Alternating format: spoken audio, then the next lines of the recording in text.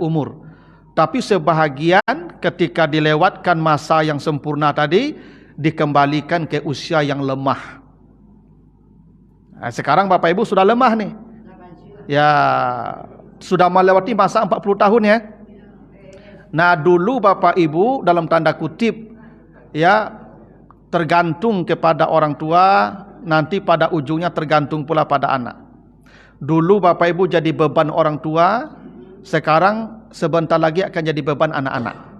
Begitulah hidup kita tuh. Ya, makin panjang usia kita, kita makin lemah. Makin panjang usia kita, kita makin menjengkelkan orang. Nah, itu.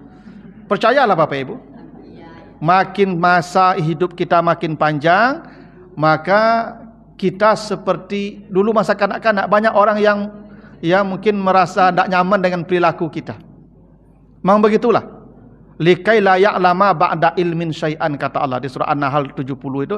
Bahkan dia itu pun lupa dengan namanya sendiri. Ya. Pada ujungnya kata Allah, jangankan dengan orang lain, dengan dirinya sendiri pun dia lupa. Likai la ya'lama ba'da ilmin syai'an. Itu akan terjadi Bapak Ibu ya, semua akan begitu. Jadi masa yang sempurna itu 40 tahun. Nah, jadi Bapak Ibu sekarang sudah selesai. Ya. Iya kan 40 tahun batasnya sudah selesai. Jadi yang Bapak Ibu tinggal hitung adalah lemah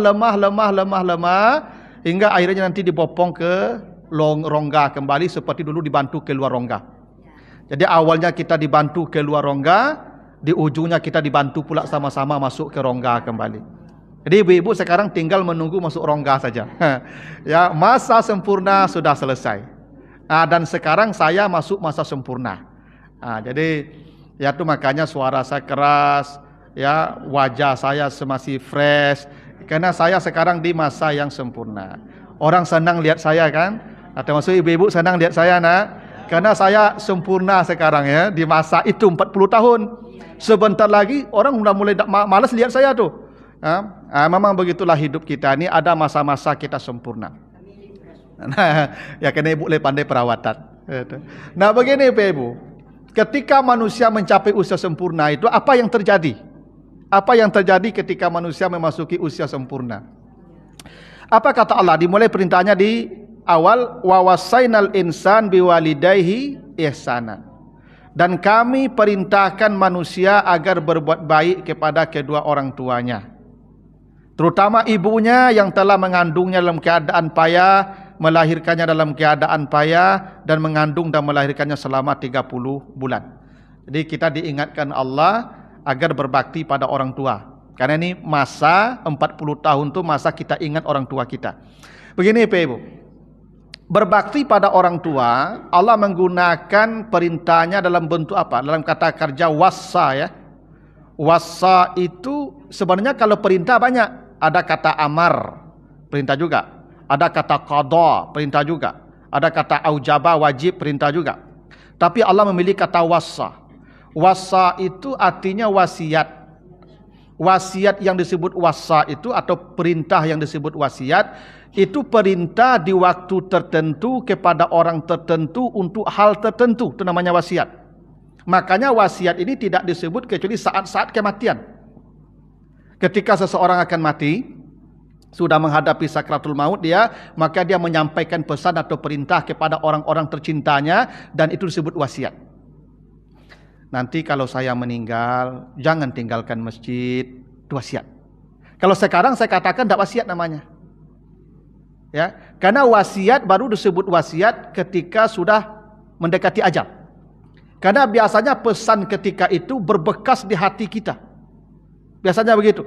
Jadi orang tua kita kalau mengatakan sesuatu, itu lama membekas, kalau itu kalimat terakhir, maka itu disebut wasiat. Jadi wasiat itu penting sekali. Makanya Nabi Ibrahim, Nabi Yakub berwasiat menjelang dia mati, apa katanya? Ma ta'buduna min ba'di, apakah kalian masih menyembah Allah? Itu wasiat.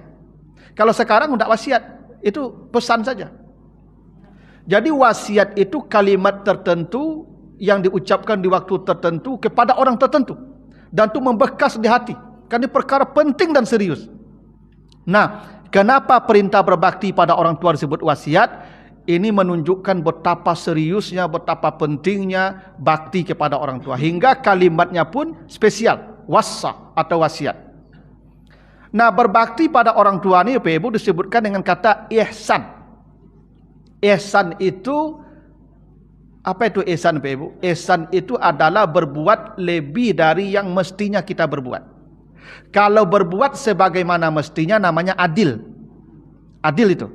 Kalau Bapak Ibu ditampar orang, kata Allah, maka tampar pula dia, sekeras dia menamparmu. Adil namanya itu. Iza aqabtum fa'aqibu bimisli ma uqibtum. Kalau ibu ditampar orang, tampar pula dia. Itu adil. Itu adil. Memberikan balasan sebagaimana mestinya. Tapi kalau ihsan, wallahu yuhibbul muhsinin, yang menjadi kekasih Allah, kalau bapak ibu ditampar orang, maka diberikan dia uang 1 juta. Itu. Jadi kalau bapak ibu ditampar orang, langsung kalau piti 10 juta. Itu namanya ihsan. Jadi ihsan itu berbuat lebih dari yang semestinya. Kalau bapak ibu ada pegawai atau bapak ibu ada orang bekerja dengan bapak ibu, dikasih uang sehari bekerja 200 ribu, itu standar. Maka memberi 200 ribu itu namanya adil. Tapi kalau bapak ibu lebihkan 500 ribu, namanya ihsan. Itu ihsan prinsipnya. Berbuat lebih dari yang semestinya. Memberi lebih dari yang harus diberi. Mengambil lebih sedikit dari yang mesti diambil. Itu namanya ihsan. Kepada orang tua, Allah tidak hanya menyuruh kita berbuat baik yang standar, tapi ihsan. Apa maknanya itu? Berbakti pada orang tua itu melebihi apa yang kita terima dari mereka. Melayani mereka melebihi pelayanan yang kita dapatkan dari mereka. Masya Allah Bapak Ibu ya. Andai ayat ini dijadikan Allah untuk menghisap kita di akhirat kelak, semua kita akan berbondong-bondong masuk neraka. Kenapa? Tak ada satupun manusia yang bisa berbakti, berbuat baik melebihi orang tuanya kepadanya. Ada enggak Bapak Ibu yang pernah menggendong orang tuanya ketika sakit? Dulu kita sakit digendong siang malam Bapak Ibu. Sampai mereka enggak tidur demi menggendong kita. Sekarang orang tua kita sakit, tak ada kita gendong. Harusnya kita menggendong dia melebihi upaya dia menggendong kita dulu. Baru ihsan. Seperti apa mereka berbuat kepada kita, kita melebihi apa yang mereka perbuat. Ada tidak manusia yang bisa begitu? Tak ada. Tak ada satupun. Karena itu kalau Allah menghisap kita dengan ayat ini nanti di akhirat, maka semua kita akan masuk neraka.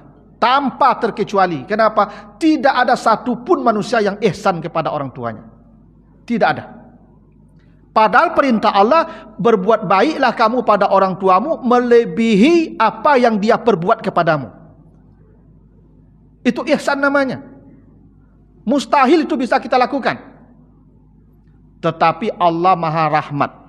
Allah Maha tahu bahwa kita tidak akan mampu berlaku ihsan.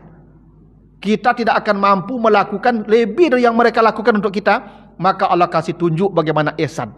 Bagaimana ihsan? Nanti baca Al-Isra 24.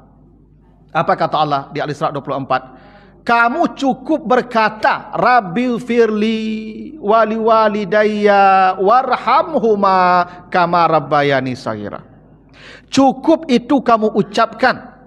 Ya Allah, ampuni saya, bapak ibu saya, ampuni mereka dan rahmati mereka seperti mereka merahmati saya di waktu kecil. Dalam sebuah hadis yang sahih Bapak Ibu, itu kelak kata Nabi, innallaha la yarfa'u darajatal abdi fil jannah. Allah akan mengangkat derajat seseorang hamba di sorga ke derajat sorga yang paling tinggi. Sorganya paling mewah Pak. Amalnya sedikit, tapi sorganya paling mewah. Amalnya ringan. Hingga dia malu bertanya kepada Tuhan, ya Rabb, anna lihaza, ya Tuhan, ini sorga saya kok sehebat ini. Caranya bagaimana saya bisa dapat? Malu saya rasanya sorga seperti ini. Apa kata Allah? Haza bistighfari waladika laka. Ini karena anakmu yang selalu beristighfar untuk dirimu. Masya Allah Bapak Ibu ya. Andai bapak ibu punya anak yang selalu begitu, Rabbil firli wali walidayya warhamhuma kama rabbayani sagira, bapak ibunya akan malu kepadanya di akhirat. Bapak ibunya akan merasa malu kepada anak ini di akhirat. Kenapa? Karena dia telah mengangkat bapak ibunya ke surga paling tinggi yang dia tidak tahu kalau itu anaknya yang berbuat. Jadi ihsan tidak memberikan rumah mewah pada orang tua, tidak membelikan mobil mewah untuk orang tua, tidak memberikan belanja banyak untuk mereka. Ihsan itu kata Allah, angkat dia ke surga paling tinggi hingga dia malu kepadamu nanti di akhirat. Doa tadi cukup. Rugilah bapak ibu yang punya anak tak satu pun mendoakan kita. Makanya saya sering katakan kepada jamaah bapak ibu, apalagi anak-anak yang sudah sibuk dengan dunianya, sudah berumah tangga dia, bapak ibu kirimlah doa tadi, kirim lewat WA atau ni Rabbil firli wali walidayya warhamhuma kama rabbayani saghira. Ini ang baco ya. Besok sudah subuh kirim oleh ang baco. Kadang anak-anakku ni dapat doa bapak ibu. Sudah assalamualaikumnya lari sini. Ya dah. Jangan awak kau doa, kalau inyo saya dapat doa lah. Suruh dia berdoa, ini yang penting. Engkau kalau tidak ngirim uang saya tidak akan kecewa, tidak bikin ke rumah tidak akan kecewa, tidak ada kecewa. Tapi kalau kamu tidak memintakan ampun atas dosa saya, itulah kerugian saya yang paling besar. Sering bapak ibu saya menemukan, ini sering, saya kalau khutbah Jumat biasanya ada jenazah dibawa ke masjid untuk sholat jenazah. Kalau meninggalnya Kamis malam atau Jumat pagi itu, sering bapak ibu, itu terakhir saya di Tabiang bapak ibu. Jadi setelah khutbah selesai, itu dibawa jenazah ke depan, diam saja semua. Saya panggil, mana anaknya? Ke depan anak-anaknya laki-laki, dah lebih seusia saya anak-anaknya. Saya tanya, bapak jadi imam ya? Karena ini orang tuanya, ibunya meninggal ketika itu. Apa kata anak-anaknya Pak Ustadz? Bisa tidak Pak Ustadz bantu saya jadi imam? Kalau ada ibu punya anak begitu, itulah orang tua yang paling malang punya anak. Tidak ada lagi manusia yang semalang tu punya anak. Allah sudah siap mengangkat dia ke surga paling tinggi, dibatalkannya. Kenapa? Tak mau dia mendoakan dia. Apa susahnya salat jenazah itu? Dia berdiri silent semua, antuk-antuk dan berbunyi tu ibu. Tagak sekali muka jenazah, sengaja aku salat jenazah, salat takbir, Fatihah agak panjang, ni lalu bunyi antuk saja. Lalu takbir Allahumma salli ala Muhammad itu saja.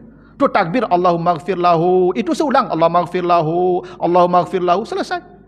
Yang kampe Allahumma ighfir lahu lah dia. Kalau dapat Allahumma la tahrimna ajrahu, baru assalamualaikum. Apa susahnya?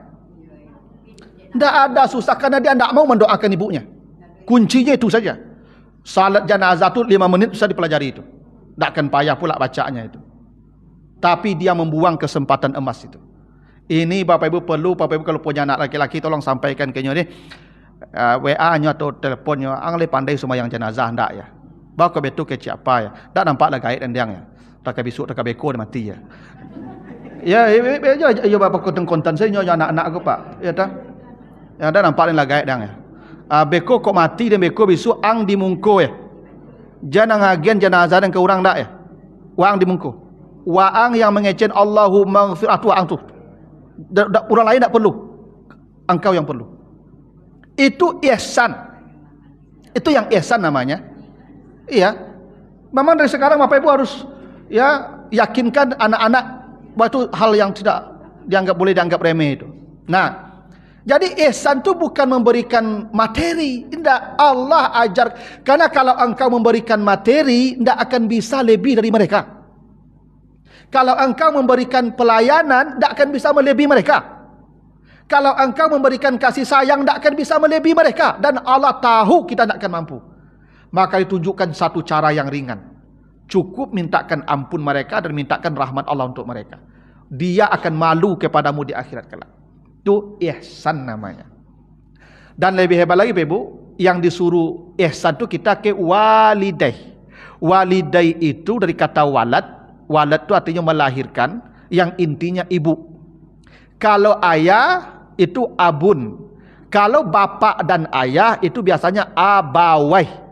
Nanti baca surat An-Nisa 11-12 tentang pembagian warisan. Di situ bukan walidai li abawai. Bapak, ibu. Nah, itu kalau abawai, bapak dominan, makanya bagian bapak 2 kali ibu. Bagian bapak dominan, ibu menumpang seketik. Tu kalau abawai. Kalau walidai, ibu dominan, apa menumpang sakete. Tu walidai. Jadi kalau berbuat baik seorang anak kepada orang tua, ibunya dominan. Begitu artinya. Jadi setelah ibunya dibelikan baju, besok pulang lagi ibunya lagi dibelikan baju, besok lagi ibunya dibelikan baju, yang keempat baru bapaknya dibelikan baju. Jadi apa-apa kalau ada anak membeli baju induknya lah 3 kali, apa belum boleh protes. Karena begitu Nabi pada tanya, ya Rasulullah, kepada siapa saya berbuat baik? Ibumu, lalu ibumu, lalu ibumu, lalu bapakmu. Jadi kalau seorang anak lah membelikan ibunya 3 kali, yang kampek baru bapak boleh dapat. Jadi kalau setiap pulang induknya, jangan dapat protes. Angama ang panjang sama dan bilu kemalian kau. Itu tak boleh. Baru boleh protes kalau sudah yang keempat. Apa ya? Jadi, kau alun yang kampek le boleh bertanya. Ya. Kenapa begitu? Karena kata Allah, ada 3 yang tidak dimiliki oleh ayah. Hamalathu ummuhu, hamil. Ayah tak pandai ikut. Ya tak? Lalu wada'at, melahirkan. Ayah tak pandai ikut. Wa fisaluhu, menyusui. Ini bapak tak pandai yang 3 ni, dan tak akan kuat yang 3 ni bapak-bapak. Coba bapak survei saya, bapak tak hamil kini. Hanya ibu-ibu yang mampu hamil tu. Bapak-bapak tak akan kuat hamil, karena itu tugasnya diberikan ke ibu. Hamil, melahirkan, menyusui, ini tugas yang tak pernah bapak merasakan, dan ini yang paling sulit ya dari seorang tua, dari orang tua terhadap anaknya. Karena itu bapak dikesampingkan 3 tingkat. Karena ibu mengalami 3 perkara terberat yang tidak bapak mampu melakukannya. Nah, makanya ibu lebih dominan tu. Ya. Dan kata Allah, hamil dan melahirkan tu kurhan. Kurhan ya. Kurhan itu dari kata kariha. Kariha itu artinya sesuatu yang dibenci. Makanya makruh. Makruh ya. Makruh dari kata karaha itu. Kariha itu artinya sesuatu yang tidak disenangi atau tidak menyenangkan. Hamil, melahirkan, menyusui tidak menyenangkan. Itu maka ibu-ibu ketika hamil, melahirkan, menyusui itu masa paling berat dalam hidup. Ketika hamil, lalu tak lama. Mulai kata kalau nyolajang wak langsung nyontak, terkajui. Enak.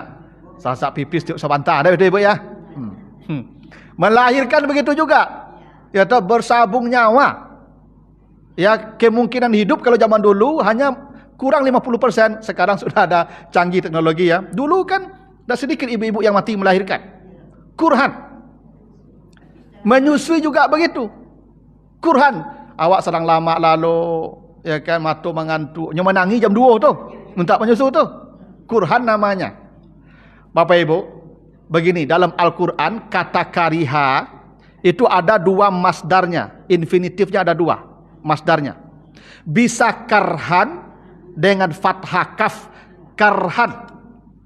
Ya, nanti bacaan misalnya surat Ar-Ra'du ya, surat Ar-Ra'du ayat 15. Walillahi yasjudu man fis samawati wal ard tau'an wa karhan. Karhan di situ ya. Beribadah sujud itu karhan, sesuatu yang tidak menyenangkan. Ibadah ini Ibu tidak menyenangkan. Kalau menyenangkan satu orang duduk sih. Kalau menyenangkan mendengar ceramah aku, ambo yakin satu warga aku duduk di situ. Kena menyenangkan, lutut, panik, sakit, apa segala macam tu, mengantuk. Ibadah tu tak menyenangkan Pak. Karena itu ibadah disebut karhan. Ibadah tu tak menyenangkan, maka ada yang diwajibkan. Andai semua ibadah sunat, saya yakin tak mungkin kita solat ke masjid ni Pak. Karena Allah tahu kalau tak diwajibkan, tak dikerjakan, maka ada ibadah yang diwajibkan. Itu bukti ibadah tu karhan. Sesuatu yang tidak disukai. Karena ibadah ni Ibu berlawanan dengan kehendak nafsu. Yang sesuai dengan kehendak nafsu tu jalan ke neraka. Jalan ke sorga tu tidak sesuai kehendak nafsu. Karena itu menjadi tidak menyenangkan. Yang tidak menyenangkan tu karhan. Jadi ibadah ini kata Allah disebut karhan. Nanti baca ya di surat Ar-Ra'd ayat 15. Karhan. Karhan ya. Tapi kalau perang, nanti baca di Al-Baqarah 216. Kutiba alaikumul qital wa huwa kurhun. Diwajibkan atas kamu berperang mengangkat senjata. Dan berperang itu kata Allah kurhun. Sesuatu yang tidak menyenangkan. Jadi tidak menyenangkan itu bisa karhan, bisa kurhan atau kurhun. Bisa fathah kafnya, bisa damah kafnya. Dua-duanya benar, sama-sama tidak menyenangkan. Bedanya apa? Kalau karhan tidak menyenangkannya lebih ringan, maka fathah. Kalau kurhan tidak menyenangkannya lebih berat, itu kenapa dhammah rafa. Apa maknanya itu? Hamil, melahirkan, menyusui adalah ibadah yang paling berat, melebihi tahajud semalaman. Setiap malam ibu tahajud lebih besar pahala yang hamil dan melahirkan ketimbang itu. Cuma kau rugi ibu-ibu yang sakiti anak. Ibu kalau banyak anak tak usah tahajud, tak usah baca Quran, tak usah sedekah, tak usah. Kenapa? Amal ibu itu hamil, melahirkan, menyusui, mendidik kurhun. Hamalathu ummuhu kurhun wa wada'at kurhun, bukan karhan. Tadi beribadah, salat kah, sujud kah, sedekah kah, karhan. Sekarang hamil, melahirkan, menyusui, kurhan. Lebih hebat itu Bapak Ibu. Ya tu aja lah tua kau, jadi tujuh kerajo lah.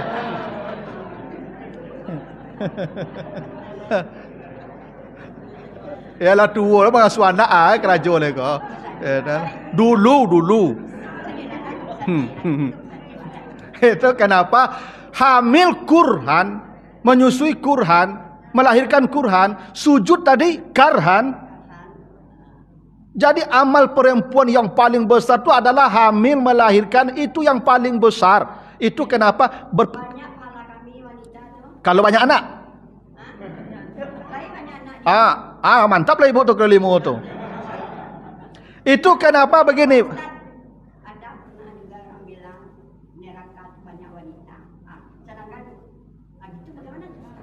Ya, itu karena suami kena melawan. Ibu beranak banyak tapi melawan kepanjang saya samuin ndak itu. Itu. Nah jadi Bapak Ibu hamil itu kurhan tadi. Ibuku macam menjawab, ibu pula banyak anak menjawab, rugi ibu beko.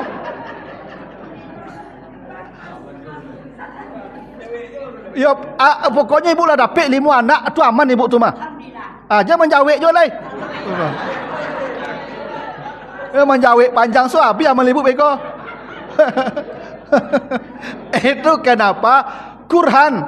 Tadi gini loh ibu, di Al-Baqarah 216 tadi, perang itu kan mati syahid ya.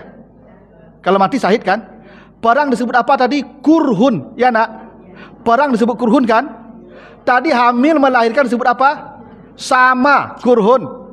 Apa artinya itu? Ibu setiap hamil, setiap melahirkan, setiap menyusui, pahala ibu sama dengan orang yang perang. Kalau mati ibu dalam status hamil, melahirkan, menyusui, ibu langsung masuk surga. Mati syahid. Bapak Ibu, kenapa ibu yang hamil melahirkan itu dosanya hilang habis? Orang perang, kenapa dosanya diampuni semua? Kena luka berdarah-darah itu membuat semua dosa hilang. Setiap tetesan darah ibu melahirkan itu menghapuskan semua dosa ibu. Iya tuh makanya ibu berbahagialah kalau ibu banyak anak. Ya kok tak tahu dulu udah PAK ibu kalau ya. Ambo pun terlambat lah bagi tahu tu mah, harus kan dulu bagi tahu tu.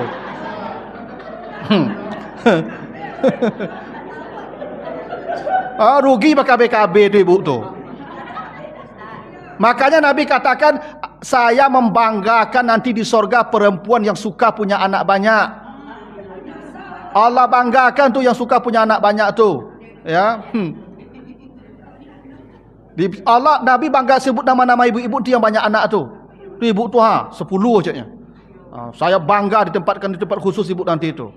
Ya, pi kini dah terlambat tahu tu apa aja le. Ya.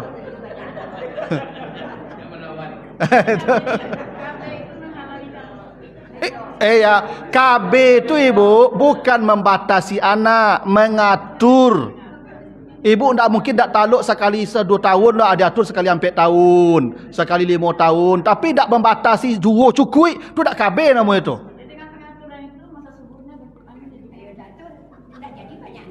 Ya dia atur. Pokoknya kau dapat ibu apa tambah tahu ripak, itu kau dapat ibu ndak alapak lah. Tambah tahu ripak itu sampai apa memang bana dak taluk delay je apa baru ibu berhenti. Itu harusnya. Nah, itu menunjukkan hamil melahirkan itu amal terbesar seorang wanita. Itu kenapa perempuan tak perlu banyak-banyak dia beribadah, kecuali salat 5 waktu dan puasa Ramadan saja. Bila seorang perempuan punya anak perempuan 2 orang kata Nabi, lalu dia bersabar mendidik anaknya sampai dia menjadi anak yang baik, maka ibunya seperti saya begini di surga. Tak hebat tu? Bu.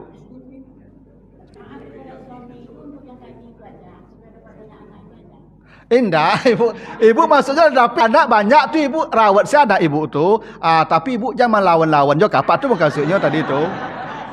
Ibu ibadah ibu lah mantap tu. Cuma ibu dek melawan tu hilang sadonya balik. Ya, membangkang. Bahasa Nabi tu gampang melupakan kebaikan suami. Sakitik kanda ibu dak dapat tu apa aku dak elok sini ibu le. Itu itu ambo dima-dima menamu ibu-ibu kok sama pak panjawek sadonya. Itu lambo kecil aja menjawek je ibu kau dari dulu pak cutu tu. Gitu. Oh dah. Iya. Dia pokoknya ibu pokok selama dak maksiat ibu tenang, ibu pokok patuh salah. Dak kelamo lah pak menyo dulu tu. Lalu kata Allah begini, sampai dia 40 tahun ada ya. Nah, ketika sampai 40 tahun tu apa yang terjadi? Manusia berkata, "Ya Tuhan, beri saya petunjuk bagaimana berbakti pada ibu bapa saya." Bapak Ibu, bakti ini baru ingat kita usia 40 tahun. Kenapa 40 tahun? Karena 40 tahun itu beban terhadap anak sudah semakin berat. Anaklah mulai dewasa, mulai melawan kawak, diaturlah payahnya, mulai menjawik kecil awak. Anak betul? Awak kalau sampai 10 tahun pak, anakku lah SMP SMA. Anak SMA aku pak, ini lah mulai melawan pak. Lah mulai barik. Kalau anak-anak ketik pak, jadi hiburan dia awak. Jadi permainan. Tapi kalau nyolah mulai dewasa, disitulah beban berat kita akan datang. Disitulah kita ingat betapa susahnya ibu kita di usia kita, seusia anak kita itu. Makanya usia 40 tahun manusia ingat, ya Allah beri saya petunjuk bagaimana berbakti pada ibu bapa saya. Tunjuki saya bagaimana beramal saleh yang engkau redai. Itu kenapa Bapak umur 40 kok banyak orang rajin ke masjid. Jangan heran Bapak mangan datang ke masjid mendengar ceramah aku lah 40 tahun kata. Coba cari mana 40 tahun ke bawah, coba cari. Itu kenapa Bapak Ibu memang di masa 40 tahun ke atas tu manusia sadar dirinya penting beramal saleh. Sebelum 40 tahun belum. Kenapa? Dia belum ingat apa-apa. Yang dia ingat hanya dunia saja. Sekarang Bapak Ibu sudah ingat mati. Karena sudah mendekat. Itu kenapa umur 40 ke atas manusia itu makin dekat dengan Allah. Karena begitulah yang terjadi. Yang masalahnya Pak, makin tua makin jauh dari Tuhan. Ada apa-apa aku sebagian makin pensiun, makin rajin duduk di meja domino. Itulah kacau tu. Kacau tu. Harusnya ketika usianya masuk 40 tahun dia ingin mendekat kepada Allah sedekat-dekatnya, karena dia hanya meninggalkan sepertiga usianya yang sudah yang tersisa. Karena usia kita 60. Allah kasih isyarat begitu di surah Al-Waqiah ayat 60. Usia kita 60. Bila kita menghabiskan 40 berarti sepertiga tinggal dari usia kita. Dan sepertiga itu bukan masa yang panjang. Karena itu hanya sepertiga kita untuk mendekat kepada Allah. Itu kenapa di usia 40 manusia ingin mendekat kepada Allah dan minta, ya Allah beri saya petunjuk bagaimana beramal saleh yang engkau redai. Dan jadikan anak cucu saya saleh. Kita menginginkan anak-anak saleh ternyata tua Bapak Ibu. Ketika kita hebat, bujang, ketika kita masih kuat, anak-anakku agamanya tidak urus dengan baik. Lah tua kini baru terasa rugi kalau anakku tidak saleh. Itu akan terjadi ke semua manusia Bapak Ibu.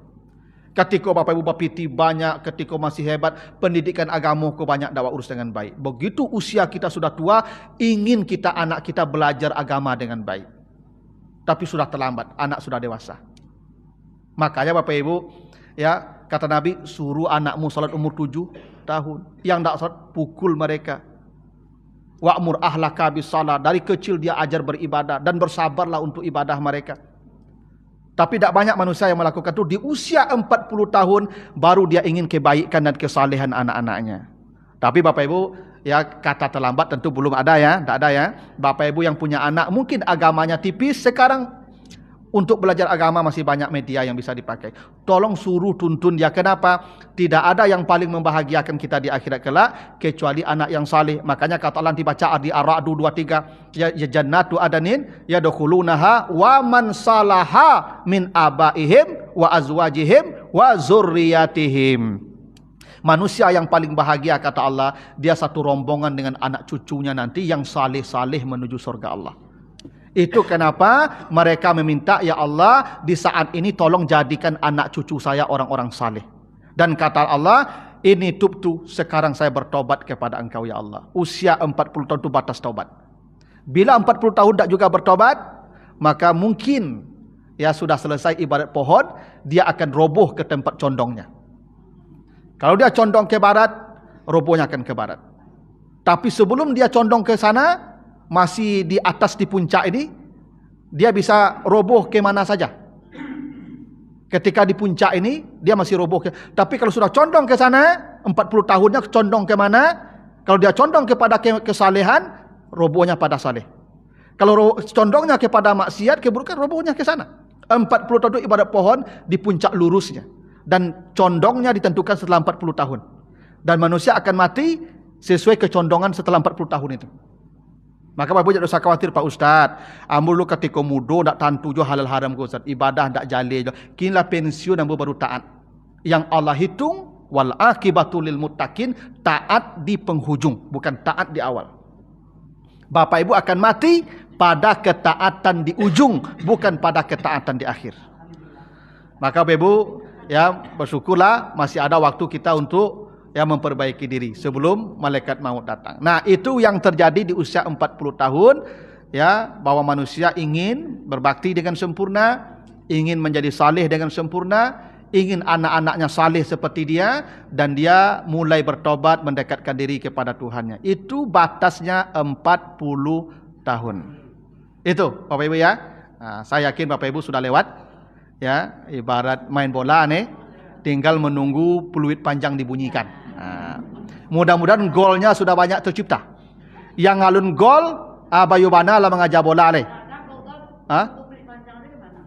Kalau nah begitulah Bapak-bapak Ibu yang mudah-mudahan ada manfaatnya. Lebih kurang mohon maaf karena sudah siang ini tidak ada pertanyaan Bapak Ibu ya. Insyaallah diamalkan sajalah. Lebih kurang mohon maaf. Subhanakallahumma wa bihamdika asyhadu an la ilaha illa anta astaghfiruka wa atubu ilaika. Wassalamualaikum warahmatullahi wabarakatuh.